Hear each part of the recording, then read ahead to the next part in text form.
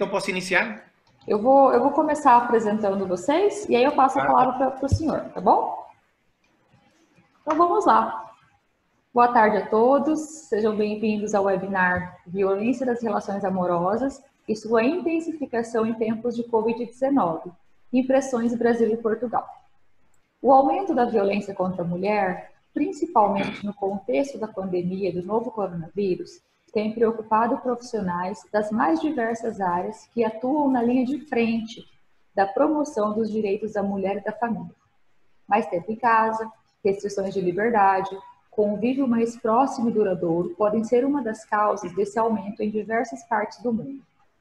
O que os profissionais que atuam no combate à violência doméstica podem fazer para contribuir com a mulher vítima de violência nesse momento de distanciamento social?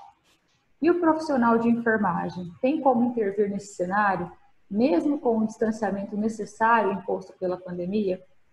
Para dirimir cada uma dessas dúvidas, recebemos o professor Dr. Manuel Alberto Moraes do Brás, que é doutor pelo Instituto de Ciências Biomédicas de Abel Salazar, na Universidade do Porto, é docente do Departamento de Ciências de Enfermagem e Gerontologia da Escola Superior de Saúde, Instituto Politécnico de Bragança, Portugal, e a professora doutora Damiana Guedes, que é doutora em Biologia Molecular e Celular aplicada à saúde, coordenadora e docente do curso de enfermagem do Centro Universitário Integrado do Brasil. Para o webinar, Violência nas Relações Amorosas e sua intensificação em tempos de Covid, Impressões Brasil e Portugal. Aproveito para destacar que aqueles que quiserem certificado precisam se inscrever até o final desse webinar e por mais 2 horas seguintes. O link está no chat aqui.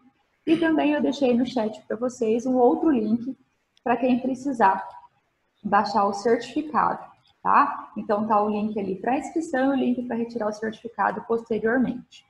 Passo então a palavra para o professor Manuel, que vai fazer a explanação, na sequência a professora Damiana, e aí a gente abre para os questionamentos. Professor Manuel, fique à vontade e obrigada desde já. Muito obrigado, Mariana. Daqui deste cantinho que Deus abençoou, Portugal, e particularmente daquilo que também são as raízes da Mariana em termos dos seus avós de Trás-os-Montes, particularmente Macedo Cabaleiros, distrito de Bragança. Cumprimento naturalmente os colegas e amigos do Brasil, no particular a Damiana, que vai, digamos, ser a minha interlocutora aí, ou sermos, digamos, que iremos partilhar este palco os dois, e naturalmente os colegas que estão em linha, quer portugueses, quer brasileiros, a quem saúdo naturalmente. A violência nas relações amorosas e a são em tempos de Covid-19, Impressões Brasil e Portugal, aquilo que me foi, digamos, pedido para falar, particularmente a professora Eugénia Mendes, foi para abordar a violência no namoro em Portugal. E eu agarrei em 2 estudos, portanto, recentes, um estudo do ano que está a decorrer, 2020, portanto, 2020, que aborda exatamente a violência no namoro. Neste momento temos vários estudos em Portugal sobre a violência do namoro, do ano, portanto, de 2020. Mas eu agarrei neste da UMAR, que é a União das Mulheres Alternativa e Resposta.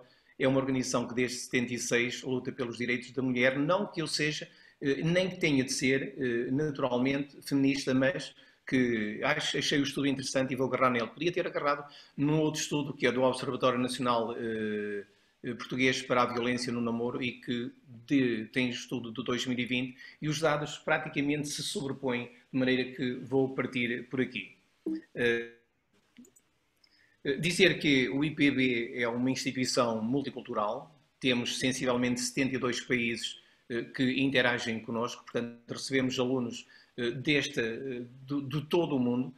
Portugal é naturalmente um país multicultural e o Brasil é o também. E esperamos e gostaríamos de viver num mundo onde efetivamente houvesse uma pluralidade de pensamento sem nos, digamos, achincalharmos e vilipendiarmos uns aos outros. O meu nome é Manuel Brás e irão estar comigo durante o tempo que a Mariana entender.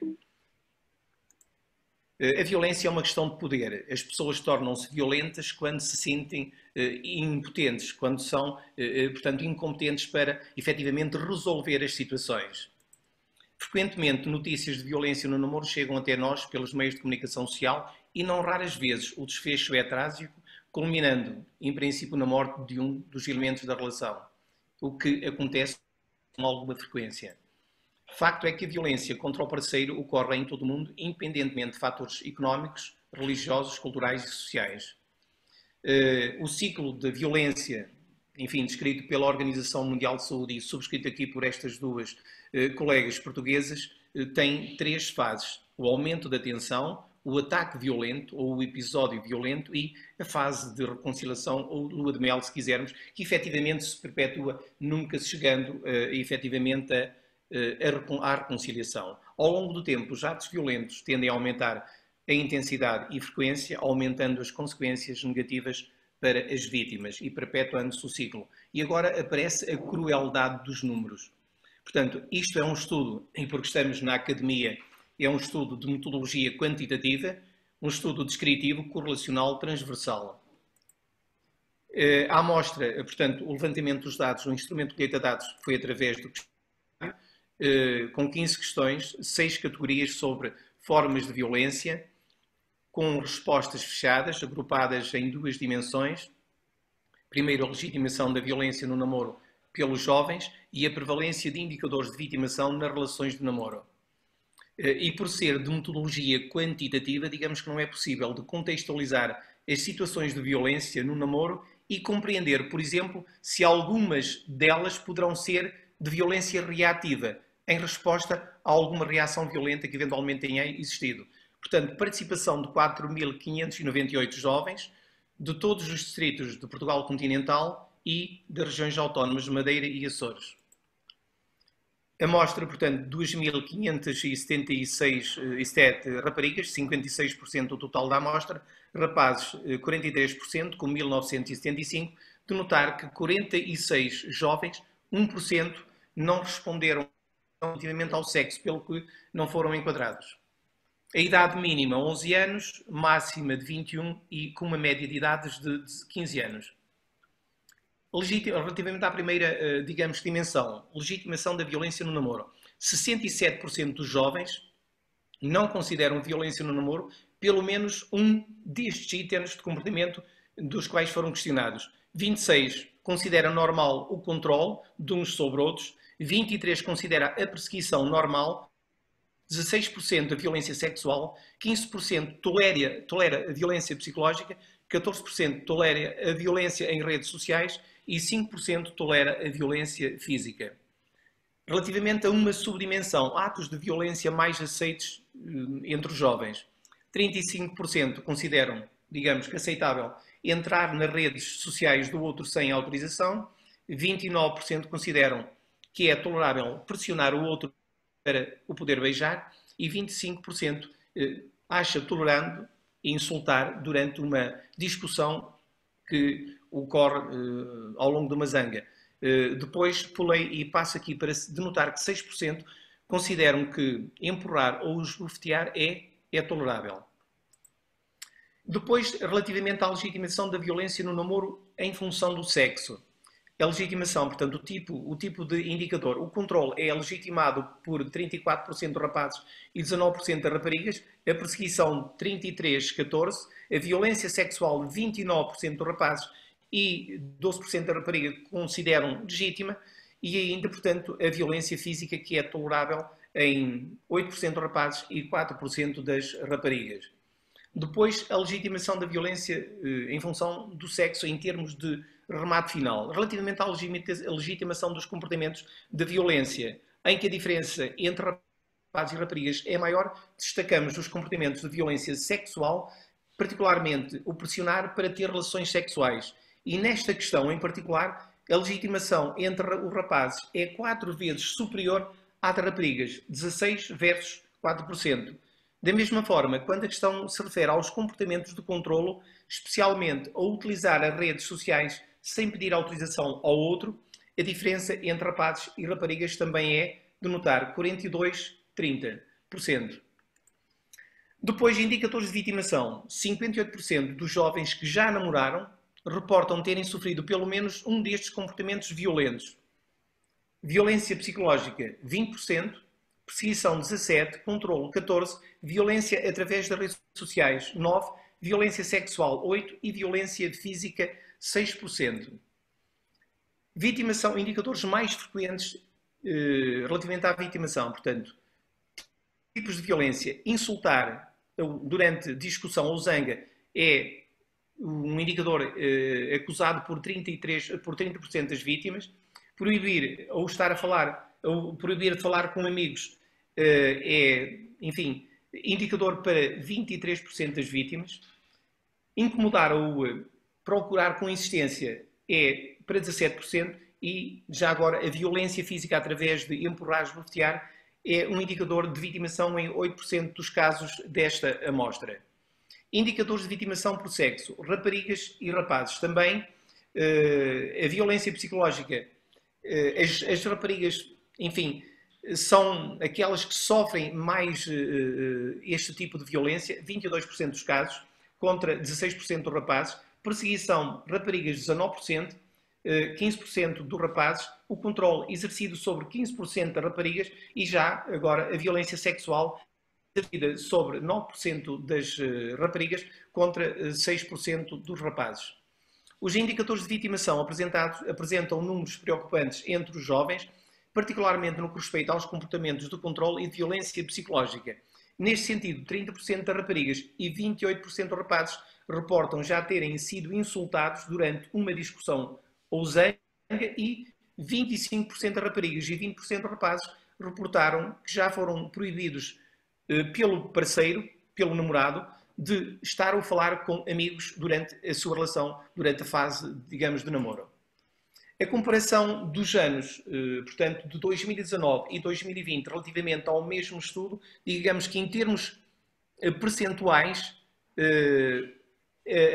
a legitimação se manteve em 67% dos casos, contudo, porque aqui não estão, digamos, plasmados todos os indicadores, há, digamos, é considerar, relativamente a alguns indicadores, a diminuição da violência, ainda que seja de uma maneira ténue, mas de assinalar quando, efetivamente, ela baixa. E vemos aqui, de 2019 para 2020, que o indicador de vitimação, portanto, violência sexual, passa de 24% em 2019 para 19% em 2020. Portanto, há um decréscimo de 5%.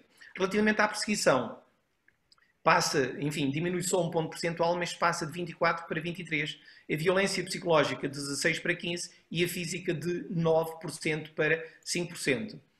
Ainda, portanto, a comparação relativamente aos indicadores de vitimação, aqui os indicadores de vitimação mantêm-se em 58%. No entanto, também todos os, digamos, os indicadores de referência relativamente à violência sexual, perseguição, violência psicológica e física, há um decréscimo de 2019 a 2020, o que, efetivamente, não obstante ela existir, é de realçar e assinalar.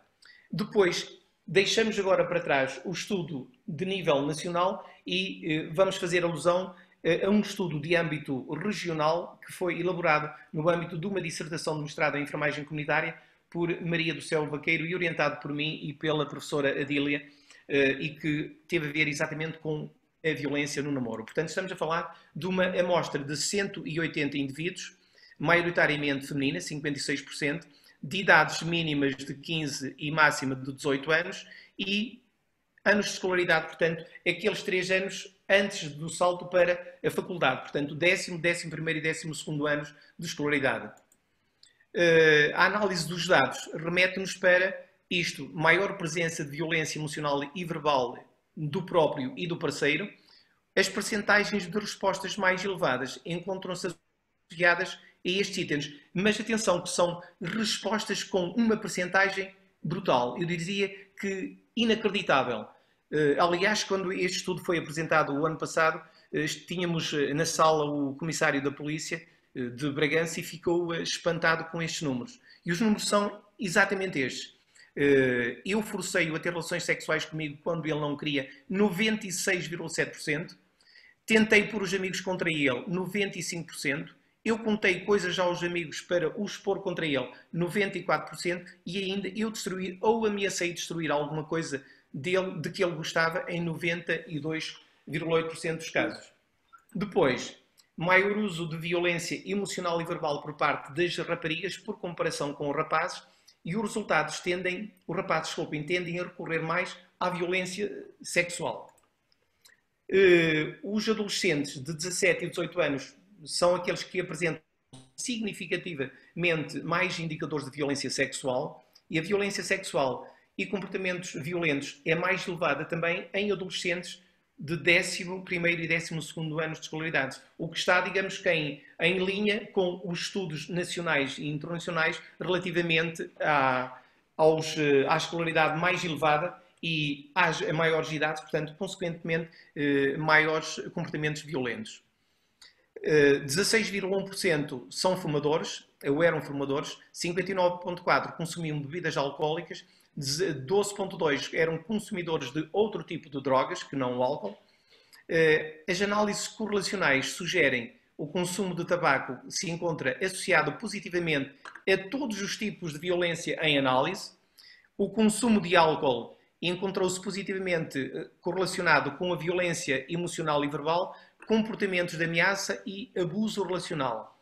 E depois temos o consumo de outras drogas, que se mostrou positivamente associado com todos os comportamentos violentos em análise, à exceção da violência sexual. Portanto, estes resultados também são congruentes com estudos que sugerem o impacto do consumo de drogas e de álcool nos comportamentos de violência. Depois, assinalar que 4,4% já tinha sido vítima de violência no namoro e mais, 8,9% referiram ter conhecimento de violência no âmbito do grupo de pares em que se encontravam. As análises correlacionais mostraram que o envolvimento em comportamentos de risco se encontra associado positivamente com violência emocional e verbal e comportamentos de ameaça e abuso relacional. A vitimação no namoro encontra-se positivamente associada com todos os tipos de comportamentos violentos, à exceção da violência física. O conhecimento da violência no grupo de pares está positivamente associado com a violência sexual e o abuso relacional. A legitimação da violência psicológica masculina e feminina é a mais acentuada neste estudo. Estes dados são congruentes também com os decorrentes estudos que têm sugerido que as pessoas envolvidas num relacionamento amoroso não legitimam os atos violentos como tal, mas que os aceitam como sendo norma, como sendo normativos no âmbito do relacionamento, o que é excepcionalmente perigoso e também excepcionalmente tolerante numa relação. No presente estudo foram várias as atitudes legitimadas, quer para o sexo masculino, em percentagens também profundamente assustadoras. Vejam, um rapaz deve insultar a namorada em 82,9% dos casos, não deve acabar o namoro, uma rapariga não deve acabar o namoro, ainda que o namorado lhe bata, em 80% dos casos. Os rapazes devem embriagar as raparigas para conseguirem ter relações sexuais, 73,9%. O rapaz tem direito a forçar a namorada a ter relações sexuais, mesmo contra a sua vontade, 68,9% dos casos. Um rapaz deve tocar na namorada, mesmo contra gosto, portanto, mesmo que ela não queira, em 68,3% dos casos. E, obviamente, também se consideram donos do corpo da sua namorada, o que é uma coisa perfeitamente inimaginável. Depois, do sexo feminino para com o sexo masculino, praticamente se encontram os mesmos itens que acabei de mencionar, simplesmente com percentagens diferentes. De resto, mantém-se o direito a forçar, o direito a tocar em partes que efetivamente a pessoa não consinta e que o estudo nos considera que efetivamente o podem fazer, e vejam as percentagens que está tudo ainda muito acima daquilo que é os 50%, 60%, etc. Conclusões e recomendações. Como primeira conclusão, destacamos que os jovens que estiveram ou estão numa relação de intimidade, 58% reportam algum tipo de indicador de violência no namoro. Em segundo lugar, importa realçar que 67% do total de jovens aceita como natural pelo menos uma das formas de violência na intimidade. A partir destes resultados, compreende-se que a violência no namoro está presente, quer pela experiência vivida nos relacionamentos íntimos, como a vitimação, portanto, 6% de violência física e 20% de violência psicológica. A naturalização da violência é maior no rapaz em todas as formas de violência.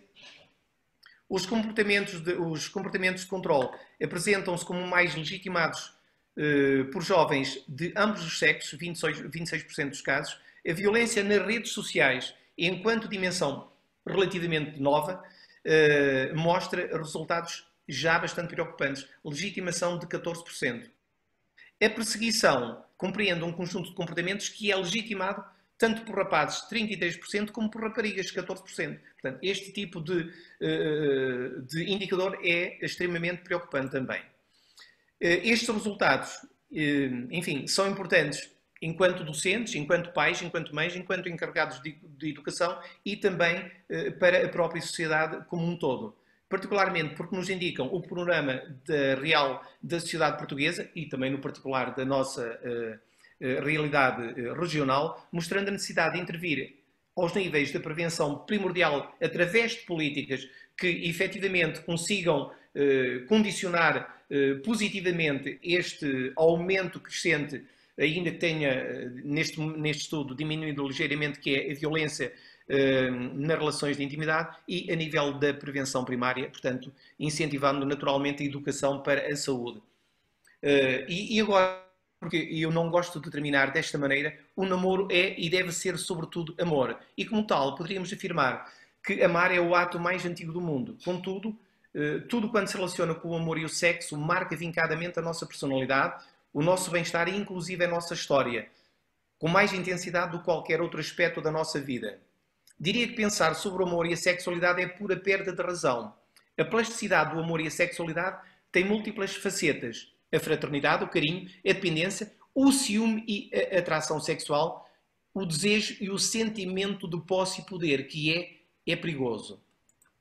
Assim, o amor e a sexualidade deve ser um processo que cresce em condições de igualdade entre parceiros, não tendo como finalidade a posse, mas o prazer partilhado do e com o outro, na individualidade, na pluralidade, na singularidade de cada um.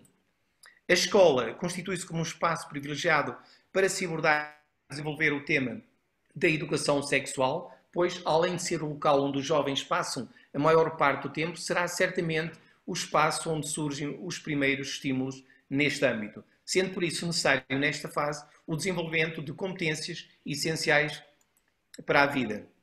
Educar para uma sexualidade saudável é educar para um comportamento informado, livre e responsável no respeito pelo corpo e pela pessoa do outro. É educar para uma vida afetiva, intensa e duradoura na busca da felicidade. Educar para a sexualidade é educar para a saúde. Fazer educação sexual é estimular um novo masculino e um novo feminino. Dar aos jovens de ambos os sexos a possibilidade de assumirem os seus próprios espaços, com um prejuízo mínimo, naturalmente, para a saúde.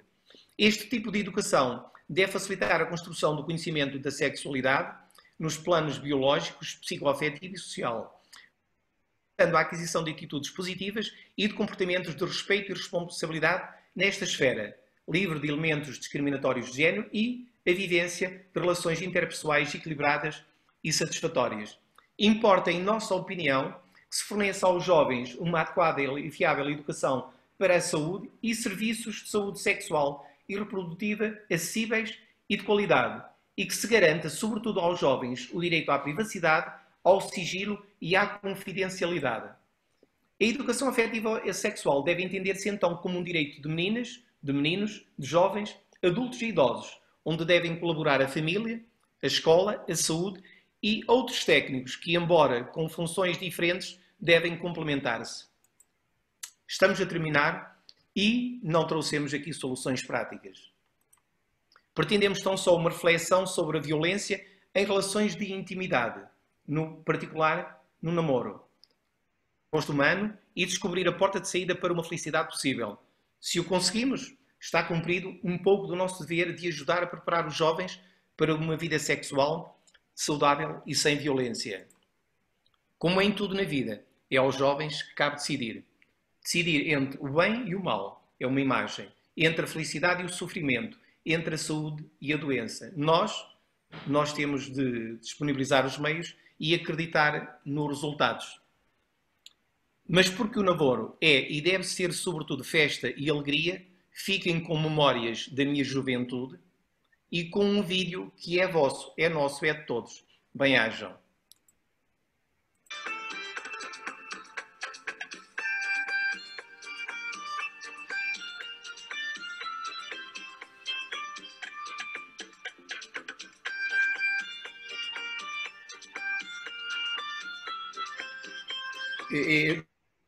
Primeiro enfim, vá comentando em cima do vídeo. É um vídeo naturalmente da minha juventude e é um vídeo que, além de especialmente erótico e sensual, prazeroso, mas tem também aqui alguns dos ingredientes que consubstanciam a violência.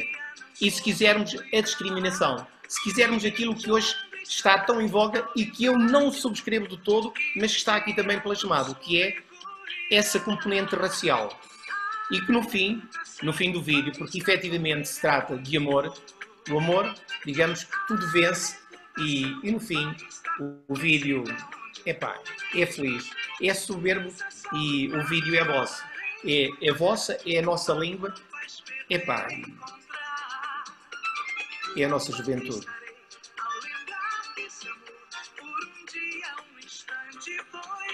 Mariana, quando quiseres. Muito obrigada, professor, pelas palavras, pelo encerramento da sua fala. Contribuiu muito com o nosso webinar de hoje. Eu aproveito para pedir para os participantes, quem quiser já deixar alguma pergunta, né? Eu vou organizando e ao final a gente faz um bate-papo, voltando a falar com o professor Manuel e com a Damiana, tá? Professor, agora eu vou encerrar o compartilhamento da sua tela. Tá? Naturalmente. Licença. E aí a professora Damiana pode compartilhar o material dela. E eu passo a palavra para a professora Damiana, então. Obrigada, Damiana, pela participação também. Obrigada, Mari. Estão me ouvindo bem? Estão ouvindo bem, né? Então tá joia.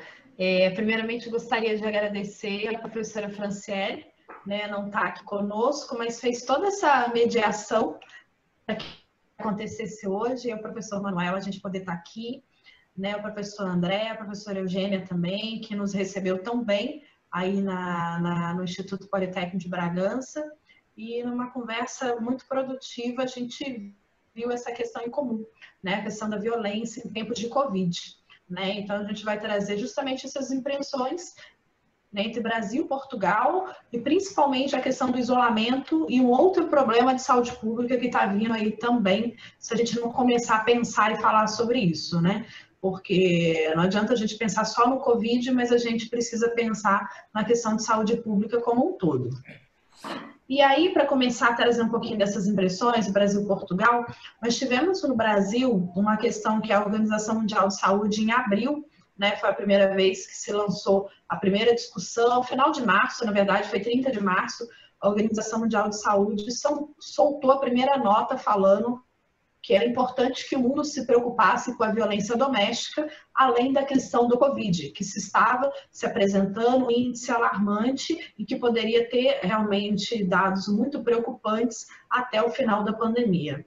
A partir disso, o Brasil fez 2 pesquisas de território para poder estar avaliando como é que estava a pesquisa no Brasil.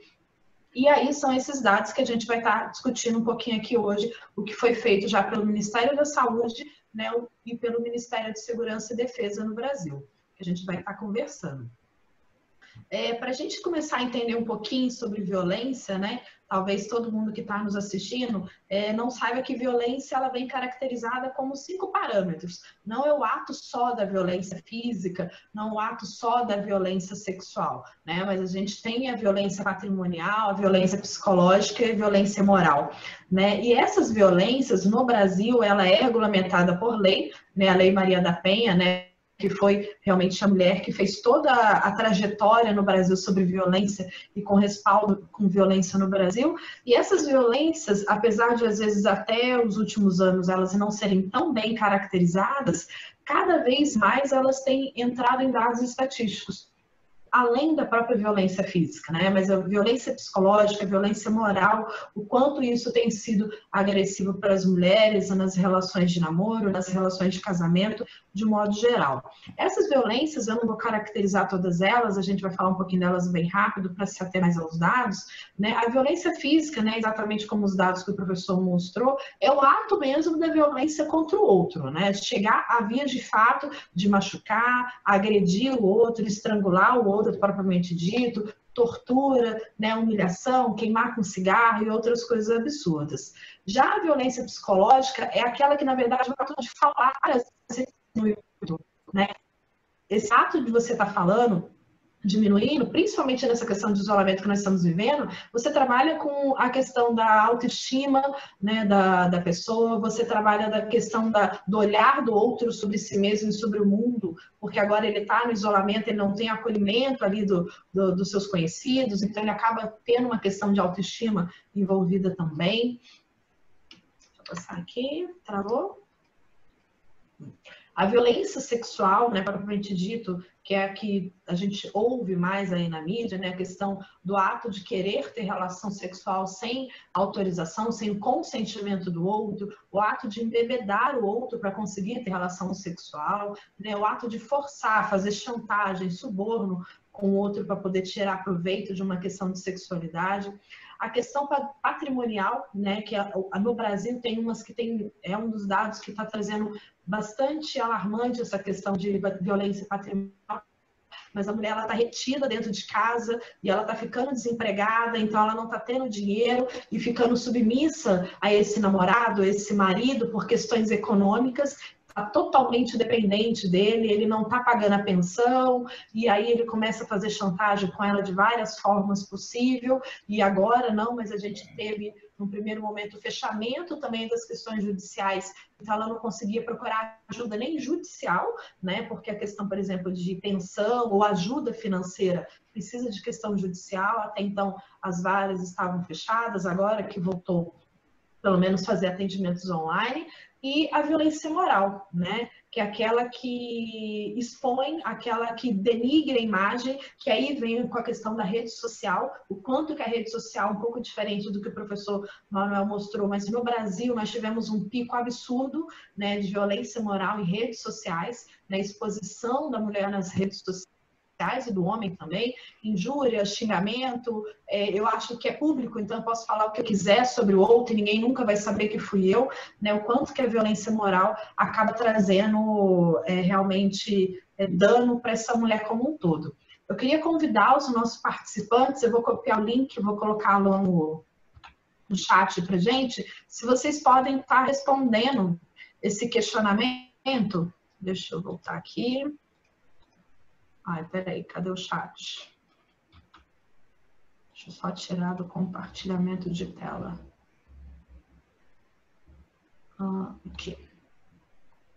Estou colocando aqui para vocês, para que vocês consigam responder.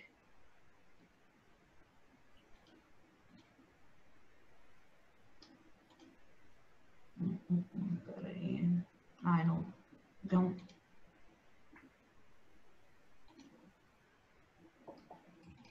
Se quiser me enviar o link, Daniela, eu coloco. Você coloca, Mari? Uhum. Acho que está mais fácil que deu.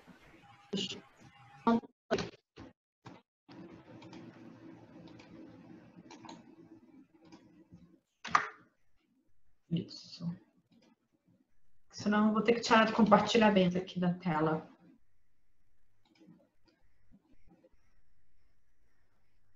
Conseguiu? Sim, estou colando aqui agora. Tá, beleza.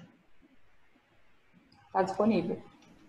Está disponível? Pessoal, se vocês puderem responder essa enquete aí para mim, por favor, para a gente poder falar um pouquinho sobre os dados da violência, e eu já trago essa página aqui para vocês.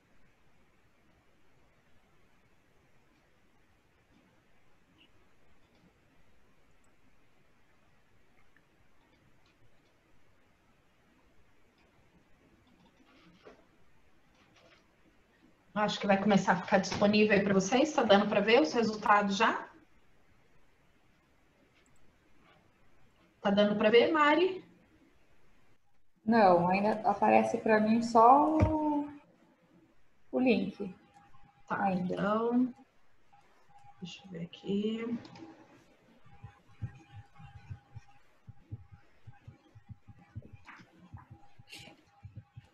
Isso, agora acho que foi. Tá aparecendo? Sim, agora sim. Uhum. Isso, ó.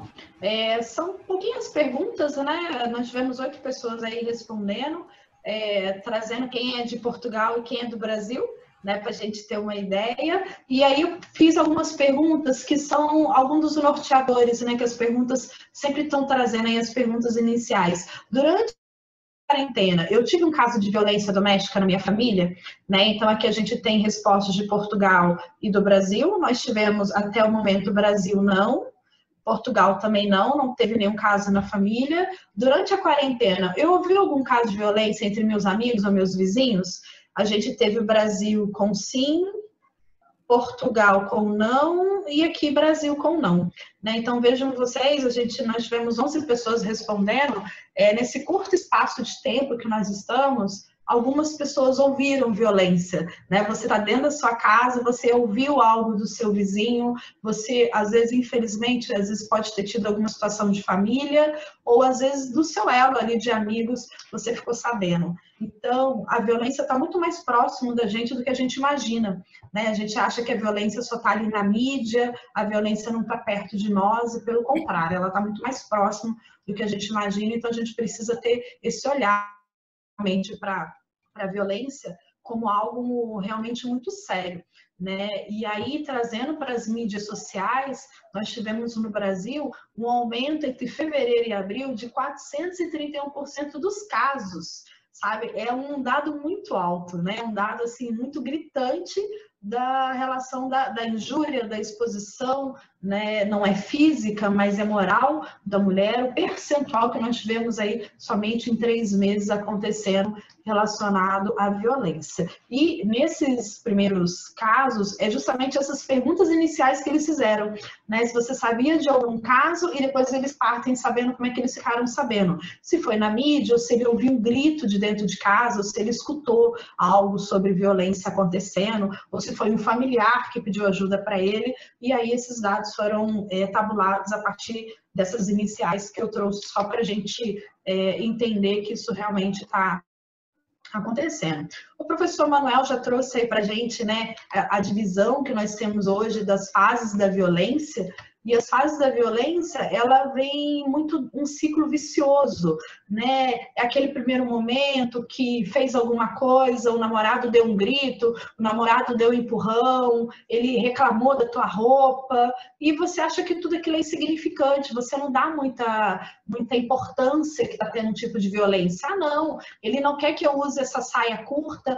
ou ele não quer que eu corte meu cabelo desse jeito porque ele me ama, né? Então vem aquela coisa da autoaceitação, que bom, na verdade está te limitando e cerceando os seus direitos também. E aí a mulher não entende que ela está vivendo um momento de tensão ali e um momento de restrição do seu próprio eu, né? Aderindo àquilo que o outro quer. Né? Então, essa primeira fase, às vezes, ela passa muito desapercebida. As mulheres não veem que isso está acontecendo e as adolescentes muito menos ainda, né? Esse ciclo começa a ficar extremamente repetitivo. A partir da segunda fase, normalmente às vezes já tem vias de fato, seja violência física, qualquer tipo dela, moral, sexual, e a mulher na segunda fase, todos os estudos trazem isso, que ela segue 2 caminhos. Ou ela acha que aconteceu aquilo com ela porque ela merecia, aquilo foi culpa minha, por isso que eu apanhei, por isso que eu fui estrupada, por isso que aconteceu comigo. Eu mereci, a culpa foi minha.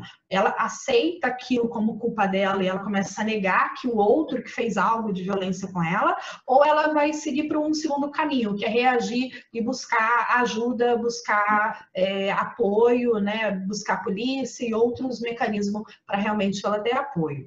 A partir da segunda fase, normalmente são aqueles relacionamentos de longas datas, né? Nessa segunda fase, normalmente são relacionamentos muito mais curtos, que a mulher acaba tendo uma decisão, caminho que ela escolhe muito rápido, ou ela reage, ou ela começa a negar. E a terceira fase é a terceira fase dos relacionamentos muito mais longos, né? Que tem uma persistência da violência por muito mais tempo.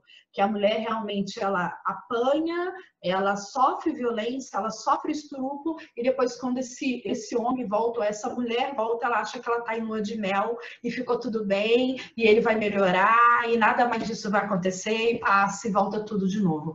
Então esse ciclo fica extremamente repetitivo repetitivo, até que essa mulher, ela fica num grau de dependência tão grande desse homem, ou esse homem num grau de dependência tão grande dessa mulher, que ela não consegue sair. E esse grau de violência começa a acontecer na frente dos outros, na frente de filho, na frente de quem for, e ela ainda continua achando que o erro é dela, que o erro não é do outro, né? Então, é uma das fases mais difíceis, né? A própria Tribunal de Justiça, equipes jurídicas no Brasil, as instâncias jurídicas trazem isso, que é uma das fases mais difíceis de conseguir, às vezes, fazer com que a mulher faça a denúncia e siga um caminho. Porque, às vezes, ela faz a denúncia e ela volta com o parceiro. E aquilo torna-se extremamente repetitivo. E, às vezes, quando ela chega a tomar uma decisão de vias de fato, infelizmente, às vezes, já acontece algo mais violento nesse caminho, que acaba seguindo para outras esferas. E aí nós tivemos, né, esse estudo, foi o primeiro estudo que trouxe,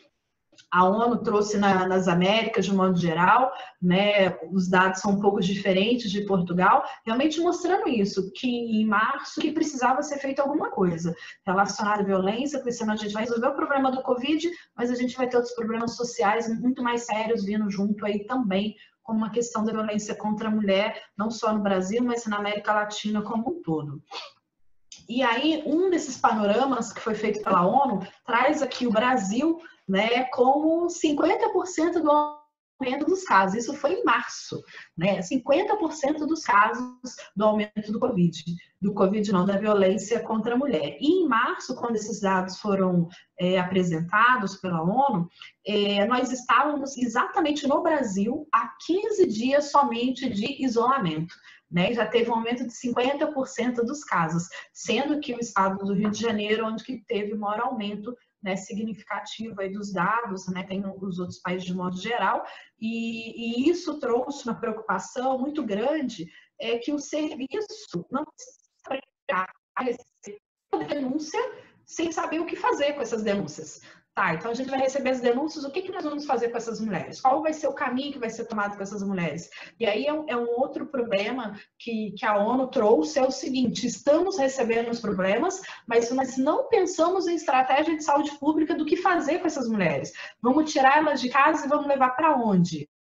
O suporte que nós vamos dar para essas mulheres, para esses adolescentes. A gente não tem abrigo para poder receber todo mundo. Vai mandar ela para a casa dos avós? Não pode, porque eles são um grupo de risco de Covid, né? Então, o que vai fazer com essas pessoas? Então, isso foi uma grande discussão, na verdade, ainda que está se tendo, né, nos países de modo geral, qual é o melhor caminho. Tem estratégias, mas ainda não tem o caminho delimitado como deve ser feito.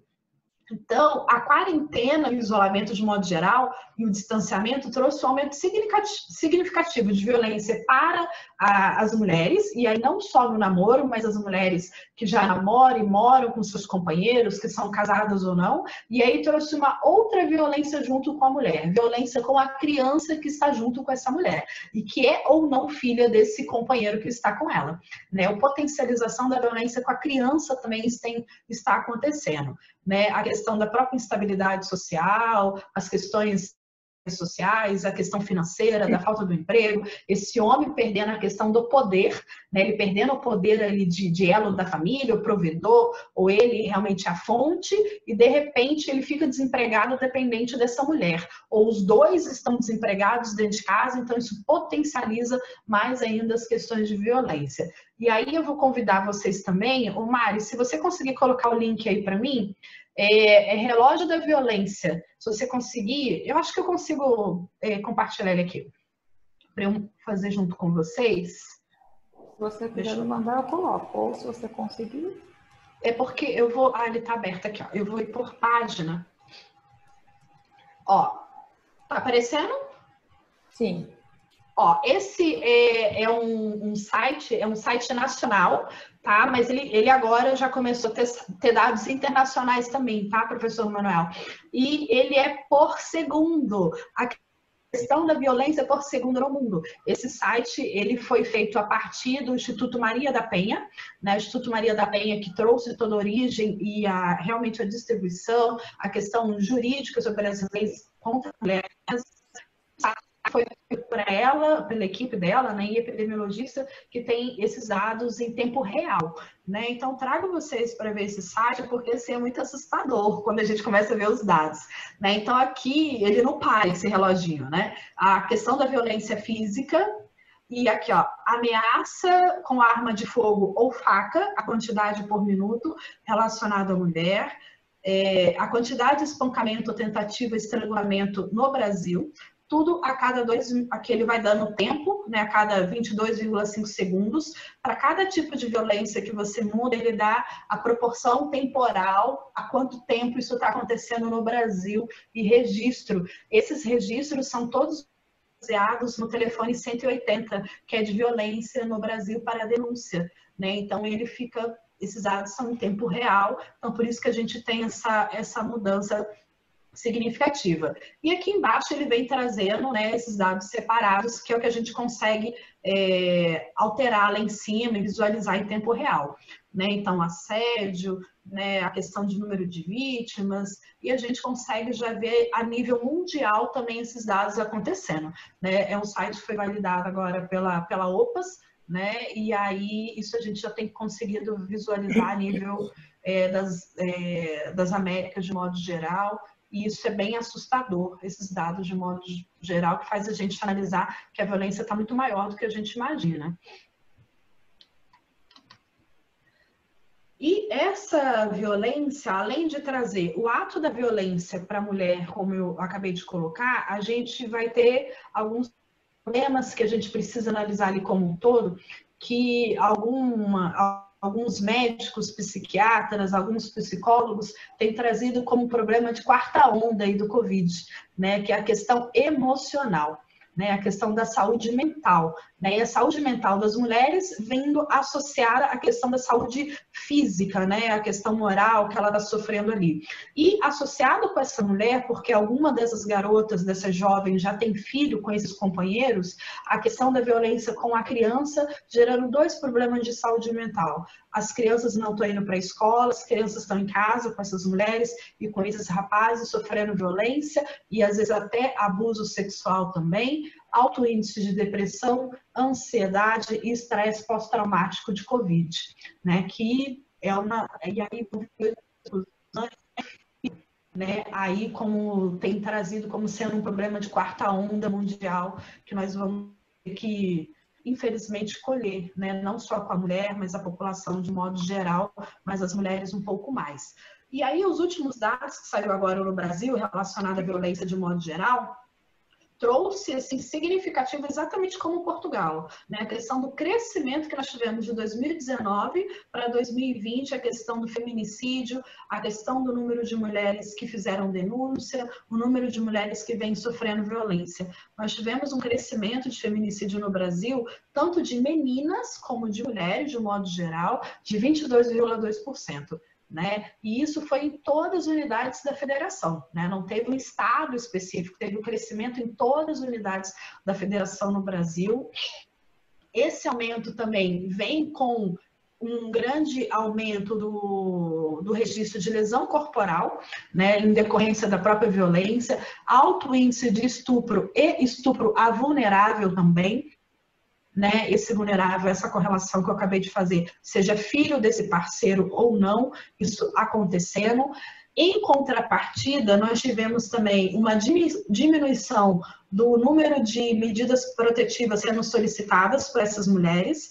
Esse número da diminuição de medidas protetivas nos primeiros meses tem uma forte correlação com as varas jurídicas fechadas e não tendo atendimento online. Né? Então, a delegacia da mulher estava aberta, mas a vara jurídica estava fechada. Então, como é que ela vai pedir proteção? Não tem como ela pedir proteção somente via polícia, né? Então, teve uma alta correlação com isso. No entanto, que as varas jurídicas, muitas no Brasil, trouxeram muito atendimento online, por essa questão, as que não puderam abrir, né, ou pelo menos ter sistema de plantão, estão trazendo a questão do atendimento online para reverter esse quadro de um modo geral, principalmente nos estados onde teve a elevação do crescimento de chamada da polícia para essas mulheres. Com relação ao número de denúncia, né, telefônica, e aí já não é chamada para a polícia. Aqui no Brasil, o 190 chama a polícia e o 180 a mulher denuncia a violência. E aí o 180 ele faz essa mediação para chamada direto para a polícia também, né, que se a mulher não quiser chamar a polícia e quiser chamar também a questão de ela pode falar que está falando com uma amiga, e aí a atendente ali entende e faz essa chamada para a polícia também. Tivemos várias campanhas no Brasil como se ela estivesse pedindo uma pizza, e dessa pizza o atendente fala do outro lado o sabor, e a partir desse sabor, se ela confirmar que sim, eu quero pizza de pepperoni, por exemplo, ele define que é a chamada para a polícia que deve ser feita para ela, e aí ele pede, me dá o endereço para entregar a pizza na sua casa, e entende que é para chamada para a polícia que ela está precisando de ajuda. Né? Então, nós temos uma elevação considerável aí de 27% nos últimos 3 meses, aí praticamente em todo o território nacional, e a partir dos dados de... Opa, deixa eu só admitir aqui. Do todo o território nacional, eles fizeram uma correlação da violência contra as mulheres nas redes sociais, né? O quanto que cresceu a violência contra a mulher nas redes sociais. Nesses de fevereiro a abril, teve um aumento de 431%, a 53%, e esse percentual é relato de briga de casal pelo Twitter, seja a própria pessoa ou um vizinho. Estou aqui com meus vizinhos brigando, sabe, pelo Twitter, porque o Twitter é velocidade e o sumiço das mensagens é muito mais rápido, então eles fizeram o observatório e o Fórum Brasileiro de Segurança e a Secretaria de Segurança Pública fez essa correlação com as redes sociais, o aumento da denúncia de via social, se a não tivesse coragem de chamar a polícia para poder ajudar essa pessoa de modo geral. Eles fizeram a correlação do dia que tem o maior aumento, né, das denúncias é a sexta-feira, né, a sexta-feira aí da pós-trabalho, né, às vezes tomam uma mais, mesmo a gente tendo a questão do isolamento social, o pico da sexta-feira ainda é o alto índice aí que as pessoas às vezes não trabalham final de semana. E também eles fizeram uma correlação, qual que é o horário que a gente tem maior pico. Depois que as pessoas saem do emprego, vão para casa e começa o alto índice de violência a acontecer dentro de domicílio, né? É interessante esse pico do horário aqui da tarde, né? Eu fiquei extremamente intrigada, por que 14 horas, né, à tarde? Porque nós temos várias empresas, instituições no Brasil com 2 jornadas, uma jornada matutina e uma vespertina. Então, por isso, 2 horas a gente tem pico de turno, então são marido chegando em casa, namorado chegando em casa no horário da tarde, e também com a questão do Covid, muitas empresas fizeram redução da jornada. Ou ele trabalha um horário, ou ele trabalha outro. Então, intimamente veio essa correlação de mudança de jornada de trabalho, né? Provavelmente o horário que as pessoas estão chegando em casa pós-trabalho, e aí vem esse pico de horário de brigas aí também. Né? Os estados com maior número de lesão corporal relacionado à mulher, e aí, diferente do professor, não peguei só uma faixa etária, peguei a mulher de um modo geral, e o quanto que isso tem impactado nas relações, esses dados comparados com 2019 de agora, de abril e março e abril de 2020, nós temos todos os estados da federação, sendo que os primeiros estados da federação que aparece como o alto percentual são os estados da federação que nós temos o menor índice de estudo, está intimamente relacionado à questão da violência. Né? Então, os estados que têm menor renda per capita, os estados que estão um pouco mais longe de algumas questões de acesso, que tem realmente maior índice de aumento das violências de modo geral. Apesar de que nós temos outros estados, como, por exemplo, Minas Gerais, Rio de Janeiro, Rio Grande do Sul, São Paulo, que são grandes centros, né, que mesmo assim ainda tem, mas não se compara com estados que são menores e que nós tivemos esse aumento significativo aí também. Né? Tanto de violência doméstica como estupro, tanto da mulher quanto do vulnerável. Né? Então, essa dupla, mãe e filho, e aí esse vulnerável tanto é menino como menina, tá? Não faz uma tendência se é só garotas ou só meninos, são os dois. Né? Então, mãe com o filho também. E aí, de abril, depois que foram adotadas algumas daquelas medidas que eu falei com vocês de atendimento online, tivemos um aumento significativo de pedidos de medidas protetivas, né? Então, alguns estados que não tinham, que estão correlacionados com o aumento da violência, eles começaram a fazer o registro de medidas protetivas online pelo Tribunal de Justiça, de modo geral, e aí começou a ter uma melhora do aumento da medida protetiva, não necessariamente com uma diminuição da violência, porque o fato dela pedir medida protetiva não significa que tem onde ela ficar, porque não tem casa-abrigo para todo mundo, não tem onde colocar todas essas mulheres, né? Então, ela pede a medida protetiva, a pessoa vai ter ali um parâmetro de não chegar até essa mulher, o que, de fato, às vezes, alguns estudos têm demonstrado que isso não tem acontecido. Mesmo assim, o agressor ainda continua indo até a casa da vítima, mesmo que ele tenha medida protetiva ou não.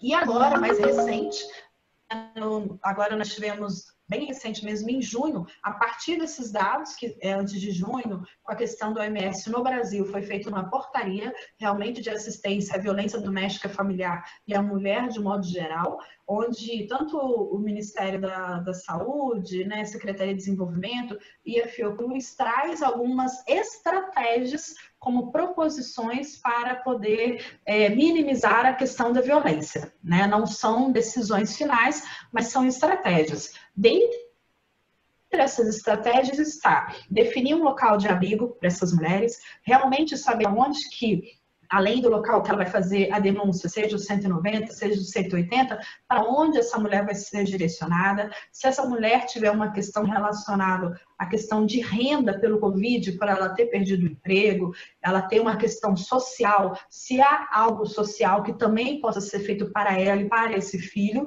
E mais recentemente, agora, o Conselho Nacional de Justiça, foi semana passada, lançou essa campanha que é Sinal Vermelho contra a Violência Doméstica, né? Porque até então a mulher liga para a polícia, ela liga para o 180 e aí vai fazer a denúncia. Só que quando essa mulher sofre a violência física, né, e sexual, que são as maiores, ela vai até uma farmácia comprar alguma coisa para poder fazer curativos.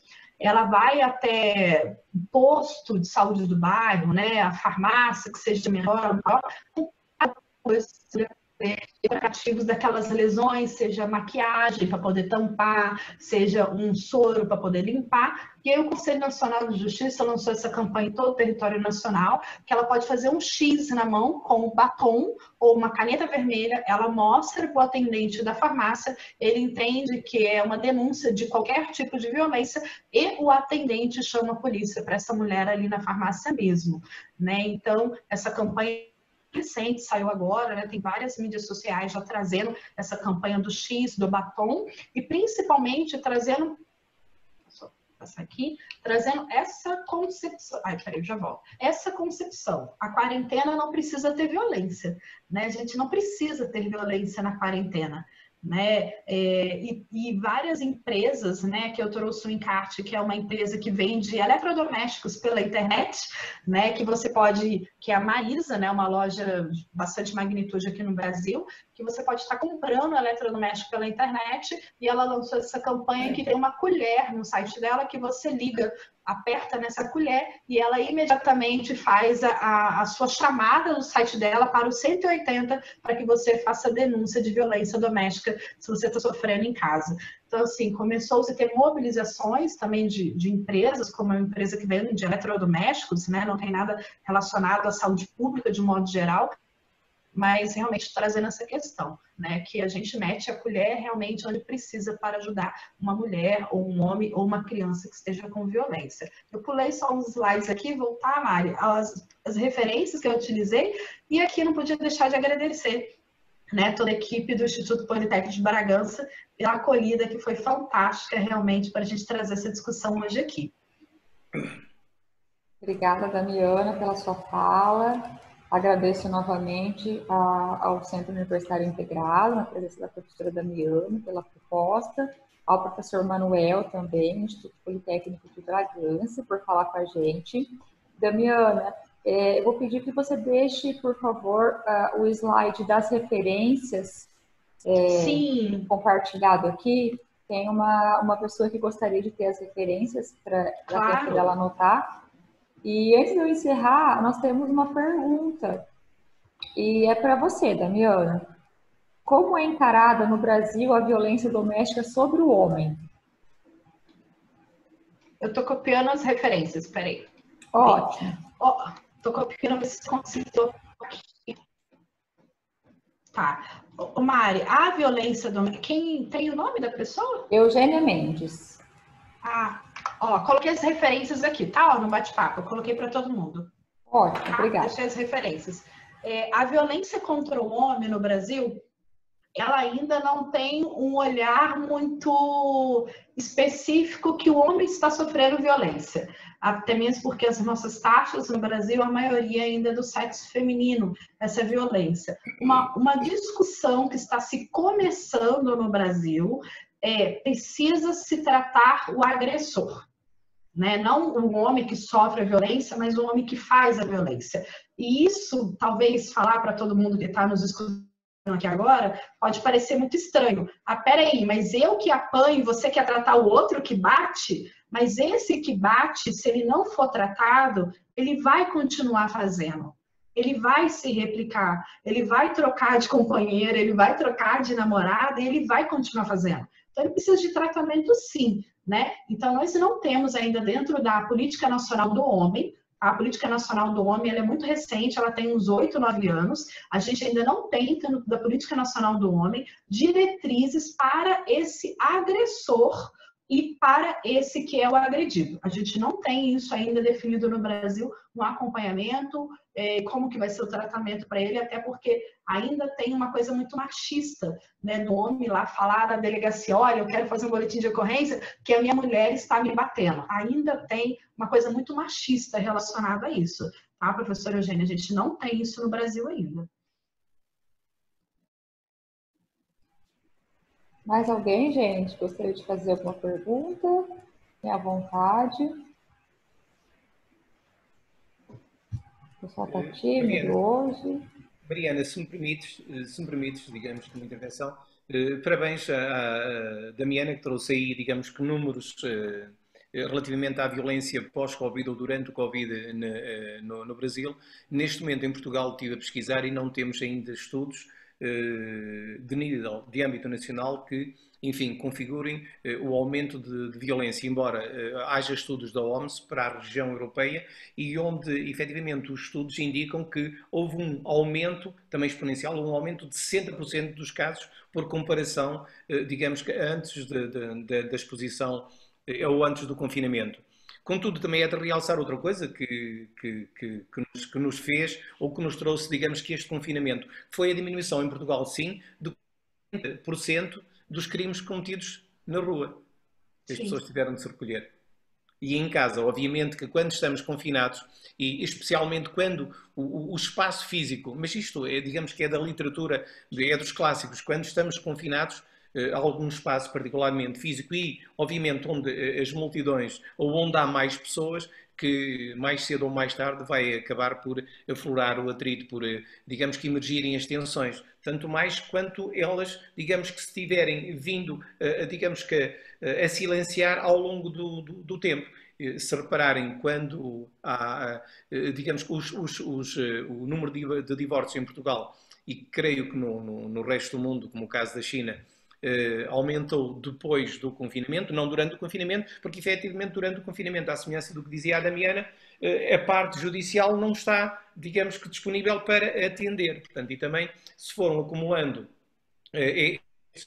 este número de divórcios. Por exemplo, em Portugal tivemos ainda cerca de 170 antes do confinamento e agora no pós-confinamento, são números de ontem ou anteontem, são 700 e qualquer coisa, 740 ou isso. Portanto, mas que ao longo destes 3 meses também não saíram para público. Mas estava eu a dizer que relativamente a esta parte do confinamento, quando efetivamente vamos, por exemplo, de férias, por umas férias mais prolongadas, depois dessas férias, o número de divórcios, de separações, aumenta também. Portanto, o que, de certa maneira, é um reflexo disto que aconteceu agora no âmbito do confinamento, onde, de certa maneira, fomos confinados, passo a redundância, a 4 paredes.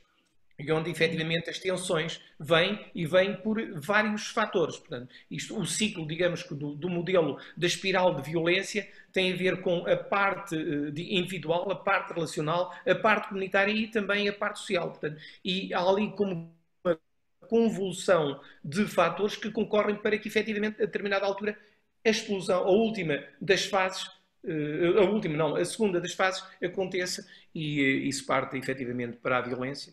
Não é recomendável, mas de certa maneira os clássicos, sob o ponto de vista da literatura e no particular das férias, consubstanciam este paralelismo entre as férias mais prolongadas, as suas ocorrências e esta parte do confinamento. O mais chega só.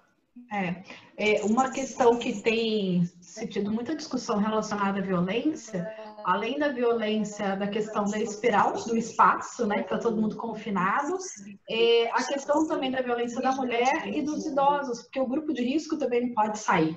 Então, os idosos também estão sofrendo muita violência, né? São outros dados aí já preocupantes que já estão sendo abordados na literatura e no Brasil os dados contra os idosos também já está alarmante, né? Então, a estratégia realmente que os documentos têm trazido, tanto a Organização Mundial e o Brasil se baseou nele, com certeza, para poder trazer, é educação e saúde, né? Atenção básica de saúde junto com essa família ali, visita domiciliar, né? Na medida do possível, como dar, né? Apoio psicológico para essa família na medida do possível, dos NASFs que nós temos aqui no Brasil, apoio psicólogo se a pessoa tem condições, e redes sociais assim, de conversas dessa forma, né? Você está confinado, mas você precisa realmente ter uma conversa. E trazendo para esse percentual dos jovens, de um modo geral, que o jovem não quer conversar com seus pais. E às vezes estão sofrendo violência e os seus pais não estão sabendo disso. Que é um outro problema, né? O jovem às vezes se fecha e acha que está tudo bem. Às vezes os pais estão dentro de casa, né? Ou já moram com o namorado, alguma coisa do tipo, e os pais não estão sabendo dessa violência. Ótimo. Muito obrigada, Damiana. Muito obrigada, professor Manuel. Agradeço a todos também que nos assistiram aí nessa tarde. Já fim de tarde, Mariana, né? Fique à vontade, Mariana, se me permite, eu gostava só de agradecer primeiro o vosso desafio para participarmos nestes webinars. E depois, particularmente hoje, agradecer ao Brás que nos representou tão bem e agradecer à Damiana todo o conhecimento e a perspectiva que nos deu sobre esta temática aí no Brasil. Acho que foi um momento muito enriquecedor para todos e espero que os próximos webinars sejam tão produtivos e tão partilhados como este foi hoje. Portanto, obrigada a todos e até à próxima. Mariana, se me permites, antes de terminar, e porque a Damiana puxou aí os filhos, e no âmbito disto, li uma série de coisas, como é óbvio, que aqui não conseguimos depois consubstanciar, porque não houve também questões, mas os filhos podem servir no âmbito deste confinamento como fatores protetores, mas também como fatores ameaçadores, dependendo sempre da perspectiva com que eles são encarados, relativamente ao desencadear da violência sobre o outro, que não necessariamente sobre a mulher, como efetivamente a Damiana referiu essencialmente, porque efetivamente nós, homens, somos mais violentos, cá em Portugal também. O último estudo que saiu há 2 ou 3 dias sobre o Observatório Nacional da Violência no Namoro aponta para 91,9% dos agressores masculinos, por comparação com a outra parte, cerca de 8% das mulheres. Mas neste caso concreto, e isto é da APAV, os filhos podem funcionar como fatores protetores da violência ou ameaçadores, dependendo sempre da perspectiva, e no particular cá em Portugal, exatamente por as famílias e no particular as mães terem de dar um acompanhamento excessivo à parte escolar de que as crianças também estão a ser submetidas. Portanto, em Portugal está-se a lecionar à distância e não só a nível do ensino superior, mas também e particularmente a nível do ensino preparatório, o que requer uma atenção redobrada por parte dos progenitores relativamente às crianças, e isto vai potenciar ou não esse tal desentendimento que pode despoltar a violência familiar. A todos também, obrigado à Mariana, à Damiana, à Gena, enfim, já vi que está aí também a Maria José, a Matilde e naturalmente a todos os que estão no Brasil e em Portugal. Boas férias, se for o caso, boa continuação e obrigado pelo convite, naturalmente. Obrigada, temos 2 comentários aqui. A professora Sabrina, parabenizando pela temática, muito prudente e relevante no contexto do isolamento social. E ela disse que essa discussão não pare após a pandemia, né? Pois a violência é um sério problema de saúde pública, realmente. E também temos um outro comentário aqui que não está com o nome, mas a pessoa fala que o Covid está tomando toda a atenção, mas não podemos fechar os olhos para essa infeliz realidade quanto à violência no mundo. Isso é verdade, que bom que as pessoas estão se preocupando com esse assunto. Hoje eu vi a propaganda, Damiana, que você apresentou da campanha do X, passou na televisão, e eu lembrei que, nossa, a gente tem uma conversa hoje à tarde sobre isso. Que bom que isso está na mídia, né? E que a gente está falando sobre isso. Isso é muito produtivo, tá? Queria destacar também que esse webinar, esse bate-papo, ele só pode ser realizado, né, devido a esse sentimento de união, de solidariedade crescente entre as universidades do mundo todo, né, nesse momento de extremo desafio causado aí pela pandemia do novo Covid, do novo coronavírus. Então, eu gostaria de dizer ao pessoal do Instituto Politécnico de Bragança, em nome do professor Manuel Braz, o nosso especial reconhecimento, nosso agradecimento por vocês disponibilizarem o tempo de vocês para bater esse papo tão bacana com a gente. Obrigada, pessoal, e fiquem bem. Espero bater um papo de novo com vocês em breve. Um abraço. Muito obrigado. E agora aí que ninguém precise de ter pizza em casa, apanhando ali a deixa da Damiana. Tá bom? Ok. Foi um gosto. Uma boa tarde para todos. Uma boa tarde, pessoal. Um abraço. Boa tarde.